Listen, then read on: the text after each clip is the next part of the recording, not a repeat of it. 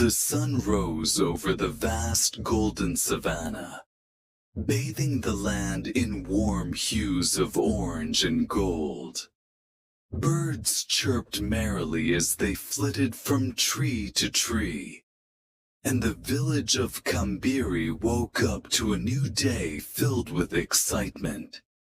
Annie sat by the riverbank, her feet splashing in the cool water. She had dreamt of this day since she was a little girl, the day of her wedding. She smiled as she thought of Kofi, her childhood friend who had grown into a fine young man. He had asked for her hand in marriage, and the elders had given their blessing. Mama Zola, the village seamstress, measured Annie's arms and waist, her fingers swift as she prepared to stitch the most beautiful wedding dress. The women of the village hummed a joyful tune, spinning bright fabrics in circles, their laughter ringing like bells. Kofi, meanwhile, was in the fields, preparing for the traditional wrestling match. It was custom for the groom to prove his strength before the wedding, and Kofi had been training for weeks. His brothers clapped him on the back, encouraging him as he stretched under the acacia tree.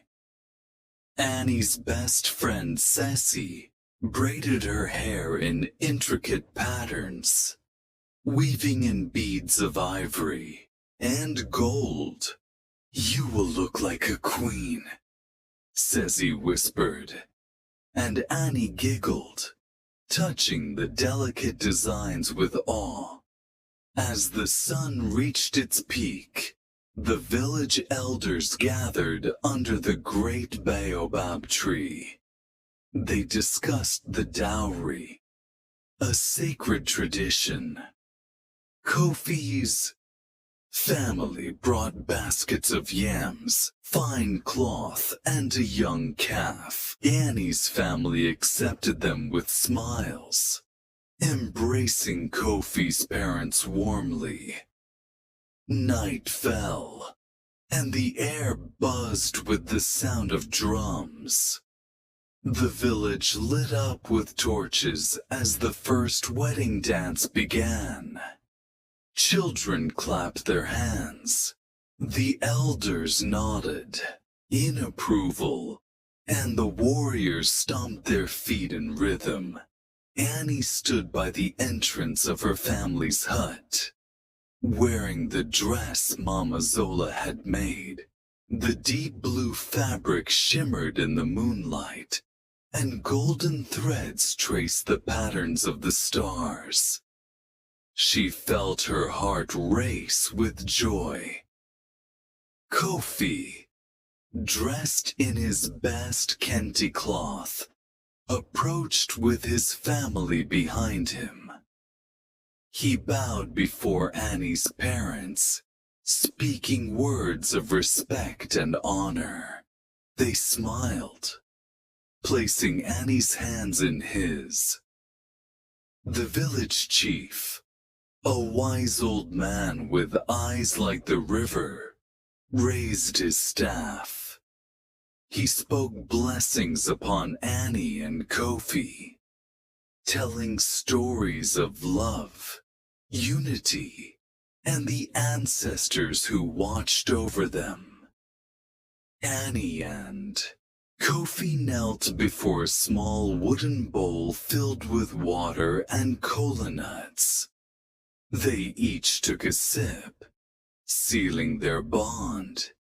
The village erupted in cheers.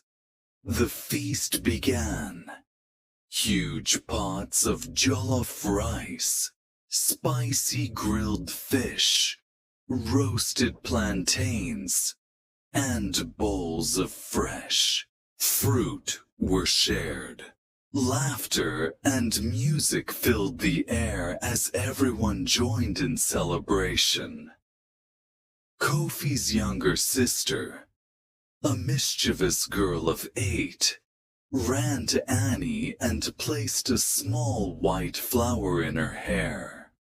"For good luck," she whispered, and Annie smiled, hugging her tight.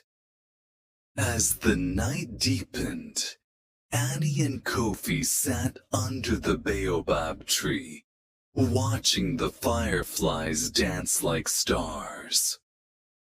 "Our journey begins," Kofi said, holding her hand. Annie nodded, leaning against his shoulder. The drums played on, and the village celebrated until the first light of dawn. Annie's dream wedding had come true, more beautiful than she had ever imagined.